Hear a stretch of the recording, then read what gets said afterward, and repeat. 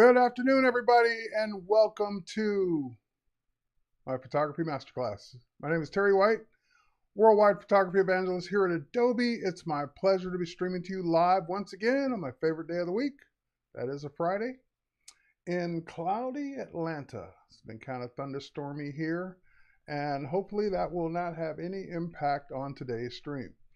There are people that are coming in from all over the world, and I would be remiss if I didn't mention that, thanks for being here. If you're watching this on the replay, thanks for watching the replay. I like replay numbers just as much. And today we're going to be doing one of my usual topics. I do this about every month or month and a half or so, and that is how I would edit your photos. So I put the link out on my social media, usually 4 or 5 days before. I give people a deadline to upload the images. It's too late. You can't upload them today. It's already done. But just follow me on social. That way you'll always be alerted to when the next one happens. You get days in advance to upload your images. And then we'll take your photos and I'll give you my take on them, how I would edit them, what I would do to them. And again, this is not meant to be my way is the right way. It's just you're asking for a second opinion when you upload your images. So I'm giving you that second opinion. If you still want to do it a different way, they're your images. Do what you want. All right, so with that said, if you are watching this on YouTube, so I see Lisa White over on YouTube. I see someone in Los Angeles on Facebook. I see who's that? Camille or Cami, sorry, on Facebook. I see some other folks on YouTube, and of course, people in our Adobe Live chat. If you want to hang out on YouTube, Facebook, Twitter, or X, Twitch, and LinkedIn, by all means, hang out on those platforms. But I may not see all the questions because I can't look at all the windows at once.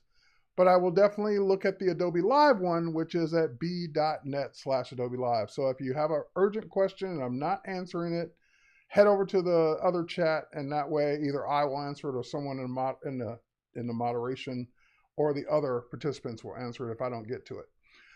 All right. So images were submitted all up front. Last night was the deadline. We got some great images from the contributors today, so I'm real happy and excited to work on these.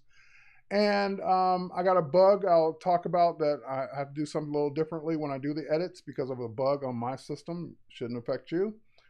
And that's it. None of these are mine. These are all user submitted. So here's what I do. Let's pop over to my desktop. I've got a Lightroom catalog set up. So this is not my main catalog. This is a catalog I set up a long time ago, one of those rare instances where I use another catalog just for the purpose of importing other people's photos that I use for this class to edit. So none of my photos are in here. These are all user submitted. Now, just because you submit a photo doesn't mean I'm going to get to it. So I keep the running list of photos, and every now and then I'll move a photo up to the top that I didn't get to last week, or I'm sorry, last time, or the time before that.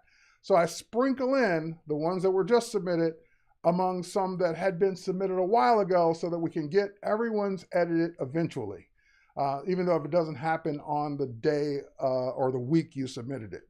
So that way you keep coming back and hopefully I get to the image that you submitted. Sometimes people also submit 2 or 3 or 4 images. So I won't necessarily get to every image you submitted. I'll usually pick 1 from that person or 2 maybe from that person because we have other people that submitted as well. So that's it. Thanks for watching from Jamaica. Very cool. I love Jamaica. And hello, hello, hello. All right. So with that said, let's go ahead and dive in no particular order. These usually came in randomly the way they were imported. So I'm going to start with this first photo. And it looks like a guy sitting at a bar. And he says, his hat says, "We the People" since 1776. Very patriotic. And let's go ahead and pop over to the develop module. Now, where do I start? And if you watch me before, you know the 2 things I always start with. I always set a profile if it's a raw shot. And I always hit auto tone no matter what. Then I go from there. So that doesn't necessarily mean that those 2 things are by no means done. Those are my starting points. And also a third one would be a lens correction. Now, I don't always think to do the lens correction because I shoot with a mirrorless camera now and the lens correction happens automatically in the body and I never have to do it manually. But because these are user submitted, I'll try to remember to do those on the user submitted ones too. All right, so first and foremost, there's a few things that need to be addressed in this photo. But let's start with where I start. So I usually set it's a raw file, so I get these raw profiles, and I'll usually set camera portrait. That means grab the portrait profile for that particular camera, whatever camera they used. All right, great. Next, I'll hit auto tone. And again, it's just so I don't have to move every single slider manually and try and guess where I want to be. Auto does and by the way, Auto's AI-based, has been for years. Auto will do an AI-based auto tone, and in most cases, I don't agree with every single slider, but it moves, let's say 80% of the sliders the way I would move them. So that way it takes the work out of me having to do it. So I'll hit auto tone. And again, same thing. I don't agree with everything it did here. And there's also, it looks like a white balance issue. This image looks very green. So let's take care of a couple things. Number one, it did bump up the exposure and the shadows. I'm just not sure if I'm happy with that amount, but let's leave it for now because it's starting to grow on me. Let's fix the white balance first. So I'm going to grab the white balance eyedropper, and where I would normally point the white balance eyedropper is on something that should be gray. That looks like this part of the wall here should be gray. I could be wrong. And I'll click it, and if I'm wrong, I'll just undo it. And it looks like it was a change for the better. So this is before, where everything has kind of like a green cast to it. And this is, let's go back, let's do it again. And this is after. It kind of tones down that green cast. Now he's wearing looks like a green jacket, that's fine. But I don't want that green over the whole scene. All right, so, and if you could always tweak it. So if you thought it should be a little warmer, you could warm it up, you could cool it down, you could make it anything in between. So you could tweak it to your heart's content. And again, that's more of a personal thing.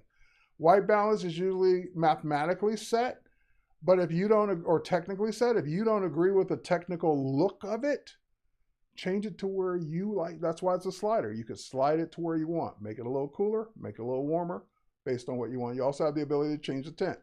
So if I were to drag that tint over, I can start taking some of that green out of the image. Now it's going to introduce pink and purple, but again, it's an ever so slight adjustment to kind of take more of that green out of the whole image. That's about where I want to be. So again, just with what we've done so far, that's before and that's after, just with a couple clicks in Lightroom. All right, next up, I'm going to come down to lens correction, and I'm going to, and it's already enabled, so great, I didn't have to do it. This person shot with a mirrorless too. So it's already enabled, don't have to do anything there, and that's why I said, I don't know what cameras that you're using, so I have to check it, but on mine, it's already set, I don't have to do it.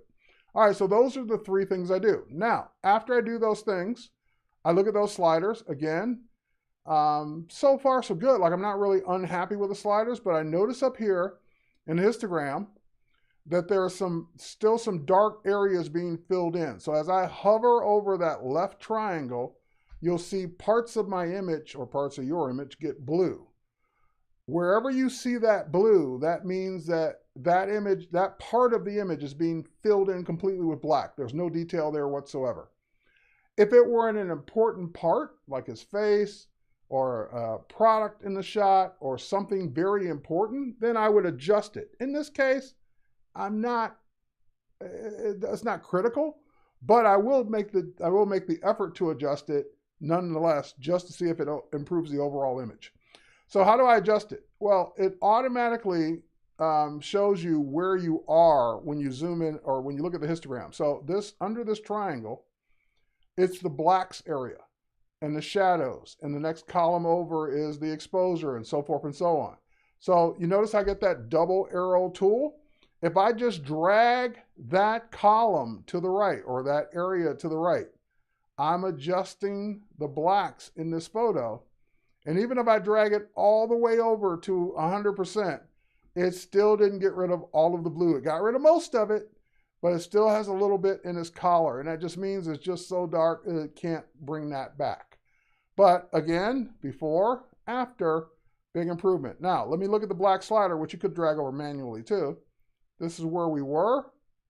This is where 100% was. I might not want to go to 100. I might want to go to something in between. Maybe something like that. Great. Okay, we're getting there. The next big thing for me in this photo is it's crooked. Like the whole table, and again, it's just angle, but I look at the wall too. Like everything's leaning to the left. And even if I'm okay with the table and the way he's leaning, the wall shouldn't be leaning. So that lets me know right off the bat that it's crooked. He looks like a grumpy patriot. Yep, I'd agree. But anyway, let's go ahead and fix him up, make him. He's probably unhappy with how dark the scene was. So let's go ahead and fix this. Let's go ahead and grab the crop tool. Now, I could hit auto and see if auto will fix it. Auto does a pretty good job. But even if I don't do auto, what I can do is click the angle tool and drag on something that should be straight. Like that wall should be straight along that path, and that will straighten it. So you have your choice, auto or let it do its thing. Auto, let it do its thing, or you manually either drag the whole rectangle or use the angle tool, which is my favorite because I can just drag it along something that should be straight. All right, it's okay. I sometimes lean that way. Yeah, but you can lean that way, but the wall shouldn't be leaning that way. That's the problem. All right, so now now to me it looks a little too much to the right. Hang on, let me just back off a little bit. That looks about right. Yeah, so even when I use the tool, it still kind of, to me, straightened it a little too far. So I pulled it back manually to where I think it should be.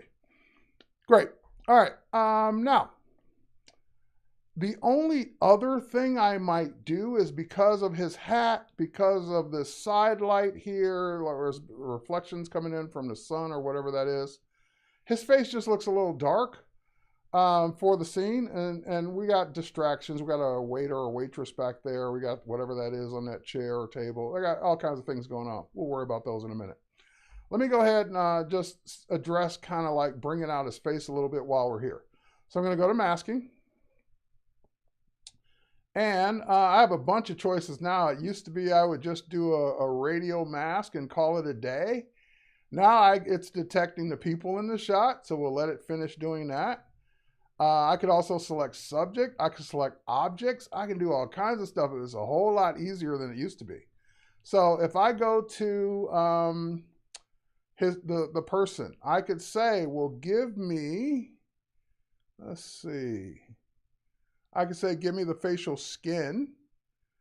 I could also say, give me everything, the eyebrows, the eye sclera, the pupil, the lips, not the hair. But I could say, no, let's try it just with the skin. Now, this is just one attempt. This is not necessarily the way I would do it, but I just want to see what this would do. So I'm going to create a single mask of all of those things. I could make them separate masks, but I want one mask that combines all of those things together. Now, if I did body skin, that's going to be his hands. His hands are light enough. I don't need body skin. I don't need his hair. I don't need the facial hair right now, even though I could include it, and I don't need his clothes. So I'm going to create a mask of just those things.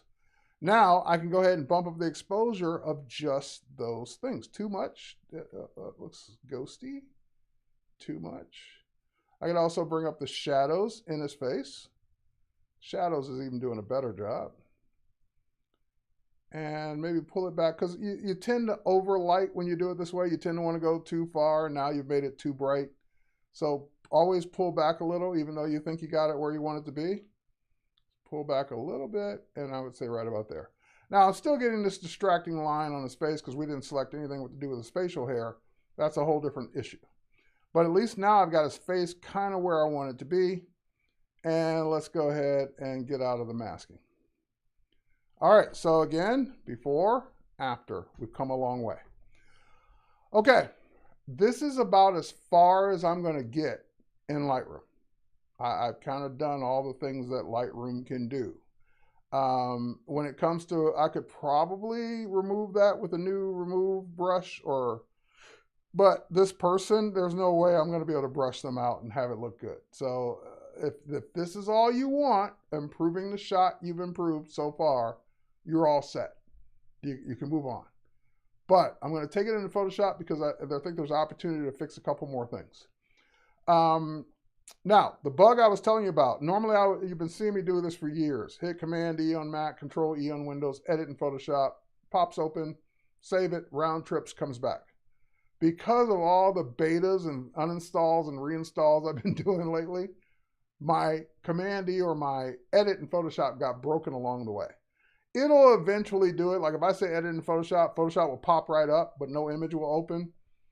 And then eventually I'll get an error, and if I click OK on the error, it will open it. I just don't have time to wait for all of that, especially on a live stream. So I'm gonna do it the next best way. I'm going to, everything we've done so far, all the edits we've done are only in Lightroom. So if I open this image up in Photoshop as is, a manual way, none of my edits are going to come with it. So I'm going to hit Command S, or let's see if it's under the file menu. It should be. Or maybe it's under the photo menu. I always forget where the shortcut is because I want to show it to you in the menu because I always do it from the keyboard shortcut. There should be a save metadata. Right, save metadata to file under photo, Command S. You're used to hitting Command and Control S in all your other applications to save. Well, that's what this will do. It will save those metadata changes either inside the file if it's a JPEG or DNG, or as a sidecar file as a RAW file. So now that that sidecar file exists, and you don't normally have to do all this, this is only because I'm working around this bug. Now when I open this up, it will open it up with my edits. So let's go back to the grid. I'm just going to drag this thumbnail down to my Photoshop icon, which I normally wouldn't have to do it this way. And now we'll open it up in Camera Raw, but it will open it up in Camera Raw with all my edits. So I didn't lose anything. I can just go ahead and hit open. Great. Now we're in Photoshop the way we normally would be. So at this point, what I want to do now is I want to go ahead and take care of some of the things in this photo. Now, I'm going to use some of the new AI features to do it. I totally understand when people say, well, I don't want to use AI on my photos because then it's no longer my photos because you're introducing pixels that I don't own. Totally get that. And like I said, that's why I said, if this were all you wanted to do, you could stop here. Now, there are manual ways to do what I'm going to do. They would take a lot longer with the clone stamp tool and using the pixels that are already in the image and so forth and so on. But if you don't want to do if you want to do it faster, use AI. All right, so first thing I'm going to do, and I also noticed some noise in this photo, so we should probably go back and denoise it too. But let's go ahead and make a selection. We'll use our lasso. And again, this is optional, but you're asking what I would do, and these are the things I would do. So I lasso this, whatever this is. I don't know what it is. It's just a distraction to me. Generative fill and hit generate with no prompt. Yep, fill. And that should generate some new pixels, hopefully decent enough to fill that area. That doesn't quite get rid of it all. That got rid of most of it. And then I could just do it again if I don't like what's left over. Hang on, bad selection.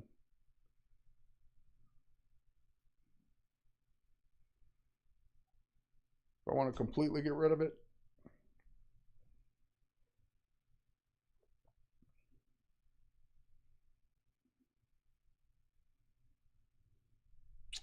and we'll see how this one does.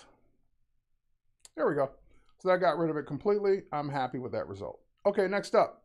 This person kind of just standing back there or walking into the scene, photobombing. I'm just going to kind of, hang on, sorry. You know what? Let me do it the right way. Let's use my pen. There we go.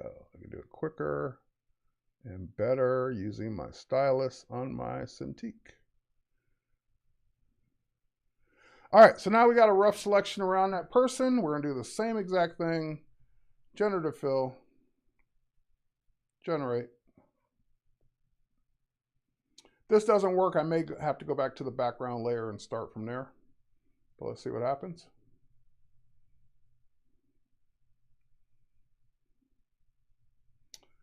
And I blinked and it finished. That's a better one. Yeah, I like the middle one better. All right, so now we got rid of our distractions. So that's what I would do to clean this up a little bit. If you use AI, will Adobe Stock see the fill and reject the photo due to different pixels in different resolution? Most likely, because this isn't for commercial use, so you shouldn't be trying to upload it to Adobe Stock. All right. Anyway, until it's out of beta. Next, now let's go ahead. I'm going to create a composite image. So I'm going to hold down the whole left side of my keyboard. Option, Command, Alt, Control on Windows, Shift, E. That should make a new layer of all the stuff we just did. So, because I kind of want it on its own layer for what I'm going to do next. Now, I can turn off all these other layers. They're still there. They're good. But let's go ahead and I just want to see if I can do something with this guy's beard. Like kind of like just that white side is just bugging me. So this is more of a preference kind of thing. It's okay. I get what it's for. I mean, I'm not what it's for. I get where it came from. I'm going to feather that selection so we don't end up with a hard selection on this face. So let's go to Select, Modify, Feather. And I don't know, 5, maybe 7 pixels should be good. Okay, great. So now this should be a nice soft selection. Next, I'm going to use my levels. And I just want to see if I can bring down, there we go. Just tone that down a bit. And it's probably affecting too much of his face. I should have selected it tighter. But see how that's more matching the rest of his beard? I just need to tighten up my selection and do it again, but you get the idea. All right, so that's what I would do. So let's go ahead and just kind of remove part of that selection, holding down my Option key.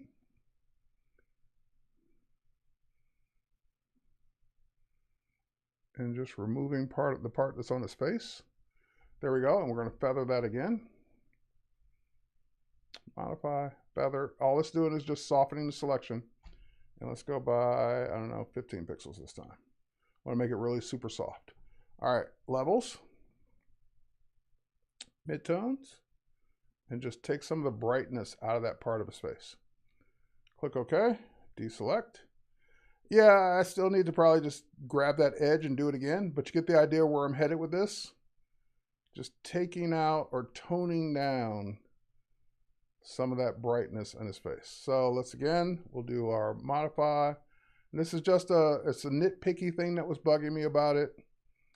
You don't have to, the shadow was natural, or the beam of light was naturally happening, but it was bugging me. Oh, whoa, whoa, whoa, whoa, whoa, whoa, whoa, whoa. Don't scroll. Don't scroll. Come back. Here we go. Yeah, it will take me some time to get that part just right. But you get the idea. Don't leave them like this. Don't leave it the hard line. But if I were to go in, hang on, and grab my history brush and bring down the opacity. All right, let's see if I can just kind of edge that out a little bit. And maybe just use it's just going to bug me. I know I need to move on. But maybe use our burn tool a little bit. Nah, so I would just, again, take the time and try and get that selection just right. So when I do it, it does it good. All right, but I can't spend that time on this now because we've got so many more images to go. But just keep in mind, you kind of want to darken that side of his face if you can and make it look good. It doesn't look good right now because there's still too much white on the edge. But I would kind of blend it in. You might even, like I've done it also where I copy this side and flip it over and paste it on that side. So all kinds of ways to darken that side. It's going to bug me, so I got to close it and get out of it. Go ahead and save it. And now because I added layers, and again, all of this would happen automatically if the round tripping was working to Lightroom Classic. So I'm saving it with all the layers that I did, so I can always come back and work with those layers and throw away that layer and redo his face. But those are the things I would work on and do in that particular photo. Now, when I close it, because of the way I did it, it's not going to come back automatically, so it didn't put it right next to it the way it normally would. I'd have to sync that image in, add it to the collection, then it would be there. So I'm not going to go through all that, but you know that it's saved to the same folder. I can bring it in whenever I want. Next up, here's one by, I believe this is by one of our good friends, Nicholas, and I think he's in Sweden. And it looks like a product shot, and it's got some lighting issues. So let's go ahead and take care of that. So this is one we can pretty much do this all in Lightroom. So I'm going to hit my develop module. I'm going to do the same things I do, but this is not a portrait, it's not a landscape, so I'm just going to make it maybe vivid. And then we'll go ahead and hit auto. Already much, much better. We see where the shadows are, or the filled in areas are on that little pouch on the bottom there. So we can bring up the blacks to kind of, and see, if you have enough range, what will happen is that white triangle will disappear once you've solved the problem. So now no areas are being filled in completely black, so that has fixed the problem. All right, next up, because this is not a person, we can add some texture and clarity. So let's add a little text. And again, you could go too far. You can go too far in either direction. So we just want to add some texture to kind of bring out some of the detail. Now, again, I always look for things that are crooked. This looks like it's a little leaning to the left in my eye. I could be wrong. I've been wrong before. I'll be wrong again. But let's try it. Sometimes I do this and it was perfectly straight and I don't need to fix it. But in this case, it was a little crooked. And true story, I just had a big metal print done. I did all the editing I wanted to do to the photo. I submitted it, got the print back, and the one thing I forgot to look at, it was crooked.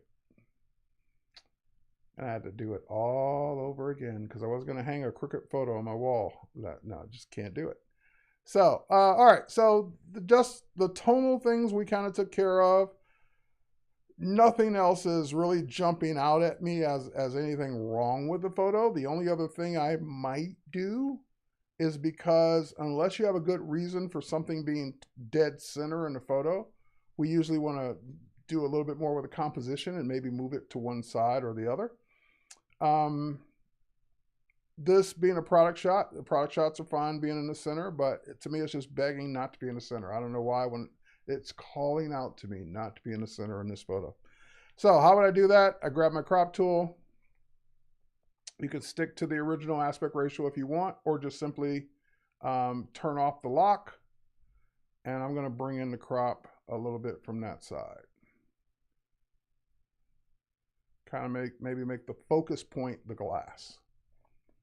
All right. Yeah.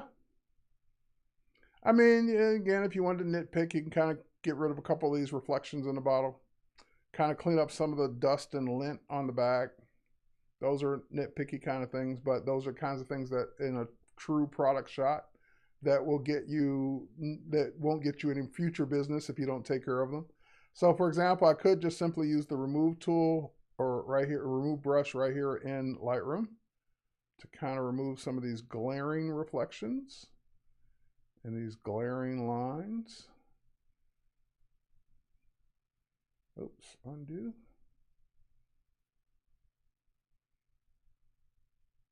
There we go. So some of the big obvious ones, I would take out like that. And again, I'd maybe go into Photoshop and kind of remove all these little dust specks. So just little things like that I would do. All right, next up. Next photo. Oh, it's a cute baby. All right, we got a baby. Not much to do with the baby. Babies look great the way they are. But if I look at that rule, babies kind of look cool the way they are, there's nothing really to do to them, then I look at all the stuff around the baby. So I look at, like, what's this little cushion or pillow or thing up here? What's all this stuff back here? Looks like the floor, or maybe this is like a short little bed that the baby's laying on, and that's the floor, like if you're shooting down on the baby. So those become the things that I need to take care of, because like I said, the baby looks great the way the baby is. All right, so let's go ahead and hit develop. Again, I don't know if this particular one is a raw. No, it's a JPEG, so we don't have any raw profiles to work on. So let's go ahead and just simply hit auto. And I didn't even look to see what that looked like. So again, took care of some of the tonal issues. I love what it did to the skin tone. Baby's skin tone looks much better now. And I might, well, let's see what's being clipped. Nothing important is being clipped, but I could bring up the blacks a little bit, just take care of that. And I still might bring up the exposure just a little bit more because we can. There we go, because the baby doesn't need to be in those shadows. All right, so now we got kind of that stuff out of the way. Now I want to deal with the composition stuff and the distraction. So again, I could try and do that stuff in Lightroom. It's much easier and faster to do that in Photoshop. So I'm going to hit Command S, which I normally don't have to, save the edits. I'm going to then go back to the thumbnail and drag that thumbnail down to Photoshop. Again, something I wouldn't normally have to do if I wasn't dealing with a bug. That'll open it up, and yes, just open it, great. And now I can deal with the things I want to deal with. Now, a couple of things come to mind. If I want to get rid of this one little gray cushion, whatever this is, I don't even know what that is, but I want to get rid of that. I have two approaches. I could use, well, multiple approaches. I can use Clone Stamp. I could use the Patch tool. I could use the new Remove tool. And I could use AI. So first I would try the new Remove tool. So I'm going to grab the new Remove tool, and the Remove tool is great when it works, and sometimes it's not that great because it's just not a good example for it to work on. So let's see, I'm going to come all the way around first, and then I'm going to brush in. And this is kind of one of those. If it works, great, our job is done. If it doesn't work, it worked okay. So again, that's not perfect, it's okay. Before, after, it's okay. Again, it's not stellar. All right, so the next thing I might do is say, okay, that's not stellar, then let's try it a different way. Let's go ahead and try the selection first. When I say okay, meaning it was just okay, it would need some cleanup. All right, so let's try generative fill with no prompt. And that should just automatically pick up the surrounding areas.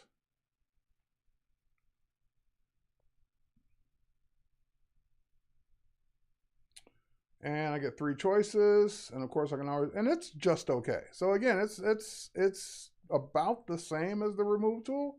It's not that much better. So, you know, pick your battle. Like for example, that's worse.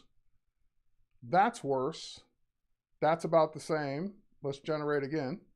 Let's see if we get 3 more results. Sometimes we get lucky just hitting it again.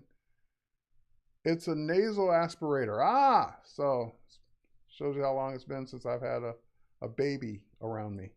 Nasal aspirator. Great. All right, that's passable. That's okay. So let's live with that for now. And what I want to do now is kind of get rid of this other stuff. Like whatever this is, and again, it could be, hold on. Maybe, yeah, I was going to say, I may not be looking at the top of this. Let's just go ahead and add all this in. All right, and while we're at it, we can come down and say, hey, Photoshop, do some more. Okay, so let's see what this looks like.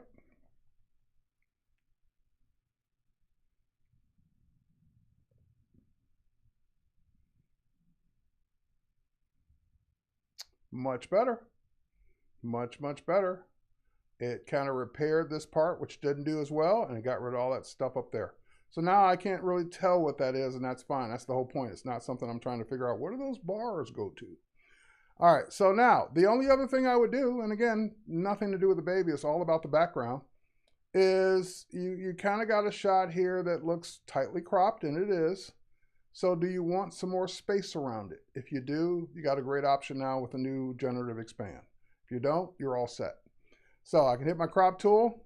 I can just kind of just recompose this a little bit more and kind of pull out this way. Maybe pull out this way a little bit more. And you can set your aspect ratio to what you want it to be.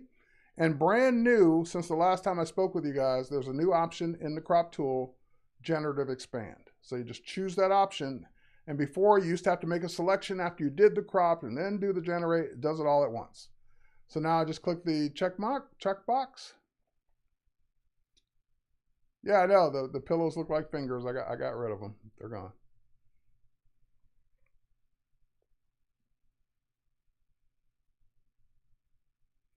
There we go. Now it's looking like Wonderland. Made up a hand. It's actually an okay hand. That's my favorite. Okay, so again, I'd either go with that one, but I like that one better because it kind of looks like it's all wrapped around and taking on the same pattern. All right, and then if you choose to, you can kind of do the same thing up here again. Just make that selection and fill in the whole thing, but I'm okay with the contrast. All right, and that's what I would do with this photo. So again, I would save it with all the layers, back to the same folder, and then bring it back into Lightroom with a sync feature I'll show you towards the end. Okay, and that's saving it with all the layers, so we can always come back and regenerate and get rid of all other stuff. That's a giant hand. Where do you guys still the hand that it made? Yeah, but at least it had 5 fingers. I'll give it that. These are still a very much work in progress. Hands, feet, limbs. You would think it would be a simple line of code, no more than 2 hands. For whatever reason, we're just not there yet. All right, this one doesn't require. It is a raw file, so we're going to go ahead and do camera landscape on that. Beautiful. And then we're going to go ahead and hit auto, which I always do. Great, even better. And then lens and the bowing or bending as well. And for sure. So let's grab our angle tool. All right, much better, just a little straighter. All right, so then now at this point, you've kind of made all the tonal adjustments the way you should. So at this point, I want the rocks to be a little sharper. I can go ahead and do that. I can use my, oh, the sky looks great. The mountain range looks great. Like this, I might come down, oh, sorry, wrong tool. There we go, wrong keyboard. Come down here and brush all of that. The auto mask will help me along the edges. Great. Then I might come over here and do this one separately, because what I want to happen next, I don't want to happen to the whole photo. And then maybe one more here, because these are the ones that are closest to the camera. And that one. Great. And now that I got those rocks selected, then I can go in and do things like texture. So I can really bring out the detail in those things that are really close to the camera. So that's 0 texture, that's too much texture, something kind of like a little bit higher than normal. Yeah, great landscape. Like, it just looks good the way it is. Not much. All right, so before, after, before, after. Just bringing out those details. Now, again, you could take a brush, kind of brush the tree line, bring that out a little bit more if you wanted to. Make a new mask and do that. Here, let me try something. New mask. I just want to see if I can do it quickly.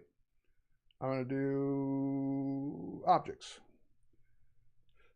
And I'm going to set my object selection tool to rectangle. There we go. I just want to drag and see if it will select this tree line automatically. And yeah, it got more of the mountain too. But just if I do that, now I could see how that's what I mean. You can bring out that part just a hair to kind of make some separation from it and the mountain. And keep in mind, you can always use a brush to subtract the mountain. So if you don't want that, you can go ahead and there we go, subtract from the mask with a brush. So that way you're saying, don't do this part up here, just do the trees. So just subtracting that mountain part out of it.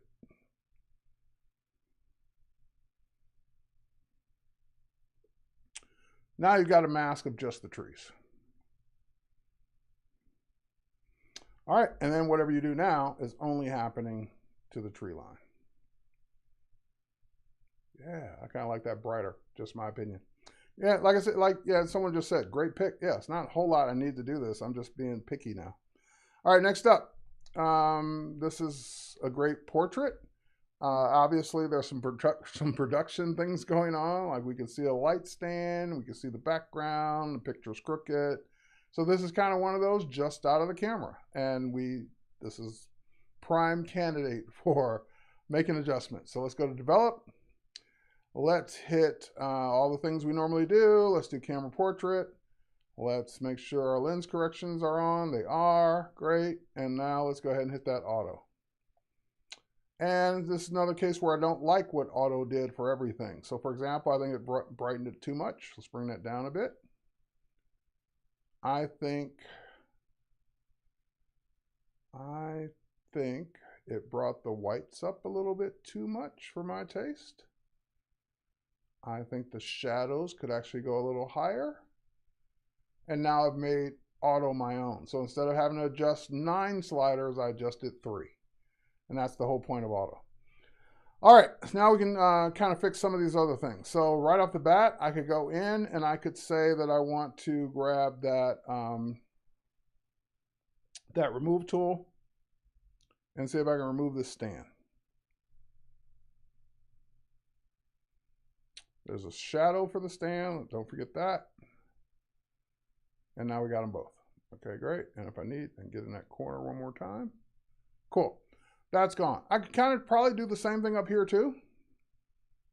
Let's see if that works. And it didn't work that great. Let's try it one more time.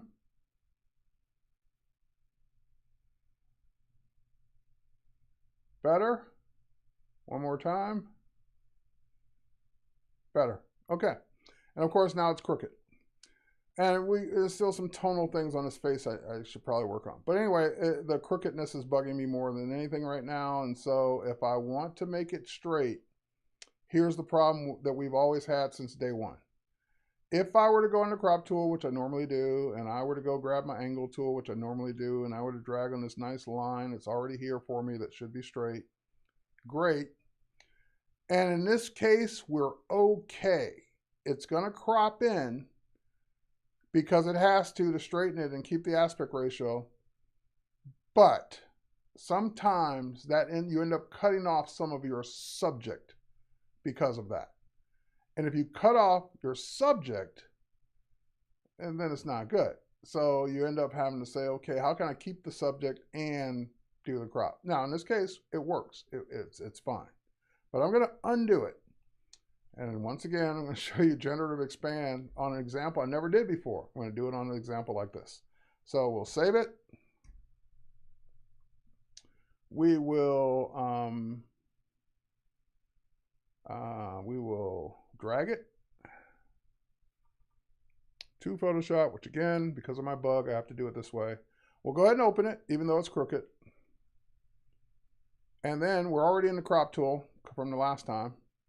And I have the same straighten tool up here. I'm going to go ahead and straighten it. And this is what Photoshop's crop tool does. It's going to let you pull it in or not. So I'm going to say, no, don't pull it in. Actually, let's go the other way. Let's get the rest of our image size back. So now we got all these extra areas here. We'll have our image straight, but I kind of want to keep all that extra area. And again, part of that could be the person. So generative expand is already chosen. If not, it would be on default.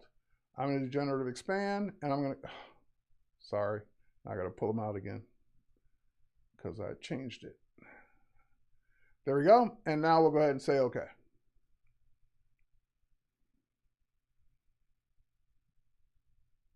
Now let's see what we get. Maybe it works, maybe it doesn't. I'm always seeing the results for the first time, just like you are. And there we go, magic. So we got to keep our image size. We got to straighten it. We got to fill in the rest automatically with the kind of the same look and feel of what's already there. And again, you got even 3 choices. So that's cool. That one's not as good. I'll probably stick with the first one. No, actually the second one's better.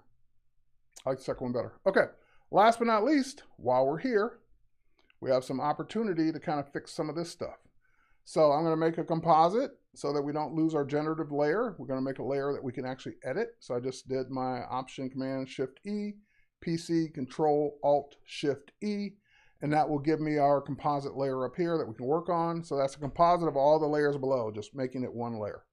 Now I can use, for example, that remove tool. And I can say, hey, you know, I don't like this wrinkle under the chair. It's just distracting. Let's use the remove tool and kind of remove some of this stuff out of the photo. And same thing, all this stuff that's going on down here, all these wrinkles and creases in the background. And I believe this is one of Deb Davis's photos. So Deb, this is what I would do to your photo.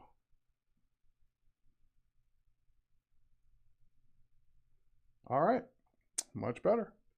And, you know, little inconsistent lines in the carpet, super nitpicky. But now you can take care of any of these little distractions. Now, I'm going to leave this fold for the backdrop because it's naturally occurring a fold of the backdrop. It doesn't really match the carpet or the rug. So I'm not going to try and blend that in. Now, we could see what it would do just for the sake of example. But let's see. I don't know what this will do.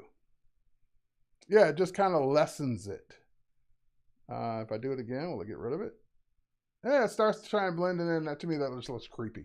All right, so again, I would keep it, maybe lessen it, but I would definitely keep a line there because blended in just doesn't look right. It doesn't look real. Yeah, I just keep it. Leave it the way it is. All right, so now let's zoom in on our guy here. Because again, we never zoomed in to take a look. The lighting's a little hot for me. A little. But let's go ahead and grab our remove tool. I see a stray hair here. Let's get rid of that. All right, when I've got hot lighting like this, yeah. There's a trick I do with the clone stamp. So, clone stamp tool. I set my clone stamp to, let's see if I don't have a preset because I'm in a beta. I set it to 40% opacity. That way you're doing it a little bit at a time. It's not doing it all at once. And I set the blend mode to darken. And let's see, darken. I should know where this is. There is at the top there. So I set the blend mode to darken. Now, normally in my regular version of Photoshop, I also create a preset for this. And yeah, don't show me again. Yes. And I call this darken. Darken hotspots. That way I don't have to remember those settings. I can just always come back to it and just click the preset. And it probably made a brush preset instead because that's what the warning was giving me.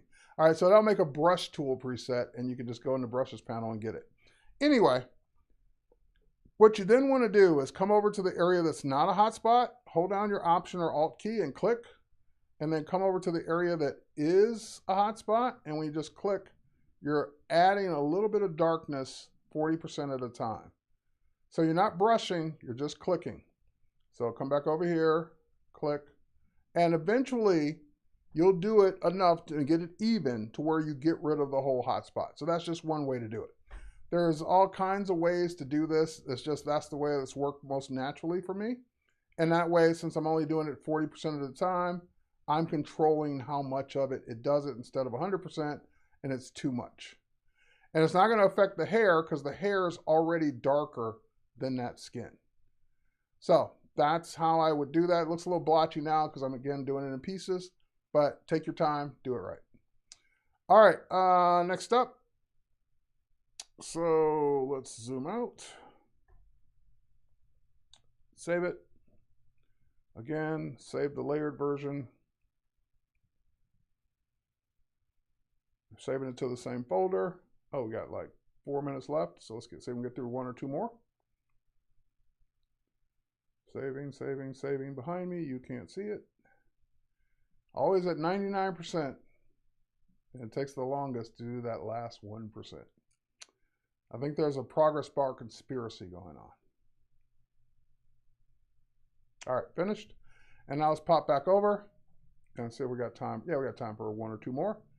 Because this one is kind of like, it's a cool shot. The problem with your shot is your bird is the exact same colors in the background, so it blends in almost perfectly. It's almost like it's camouflage. So what I might do in this case is I might use some AI, but I'd use some AI in Lightroom. So I'd go to my develop module. I do all the things we do, camera vivid, auto tone, and yeah, see, it just blends in so naturally, it's so hard to see. So what I might do in this case, your background's actually brighter than the subject. So I want to go in and I would say, I would see what select subject does for me. And select subject grabs, see, it got the bird, but part of the flower too. But that's okay, I can at least show you. Or no, you know what? Undo. Let's see what select background does. Yeah, it still eliminated part of the bird. So what I could do on that is I can add in with a brush and just say, no, don't get the flower, or yes, include the flower as the background. Don't eliminate the flower. And now we just have the background selected. So with the background selected, I could just bring down the exposure of the background to kind of make your subject stand out. And there's still some parts of the flower that need to be addressed. So I just go in and keep brushing until I got all of that, and then bring it back up.